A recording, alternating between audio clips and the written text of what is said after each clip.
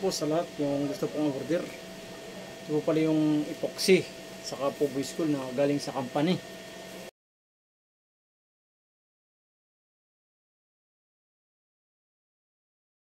Na 2 minutes matigas na agad. Ito po yung ginagamit na pang voice cool na kung saan po ay yung gusto pong order.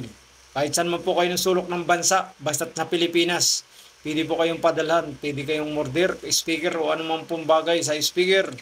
Narito lang po, PM lang po kayo kay International Master Speaker Inventor TV.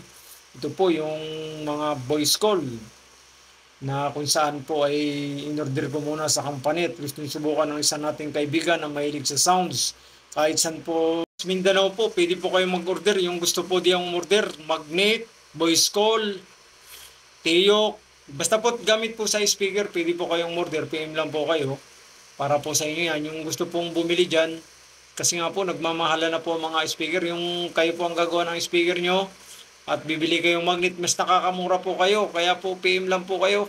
Subscribe po kayo para updated po kayo sa mga ilalabas pang video. Ayan po yung voice call na ipapadala ko ngayon.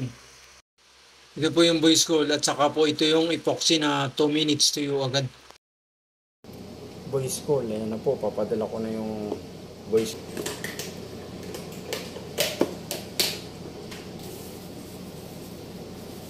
Ano siya sir, parang papel? Hindi po, kung po yung voice call ng speaker. Voice call yung natunog, speaker po yan sa speaker. Parang may magnet? Voice call, oh, voice call. Hindi, ano siya, hindi siya magnet rin, malambot. Yan po yung tumutunog. Yung sa speaker po yan, tawag po dyan voice call. Voice call?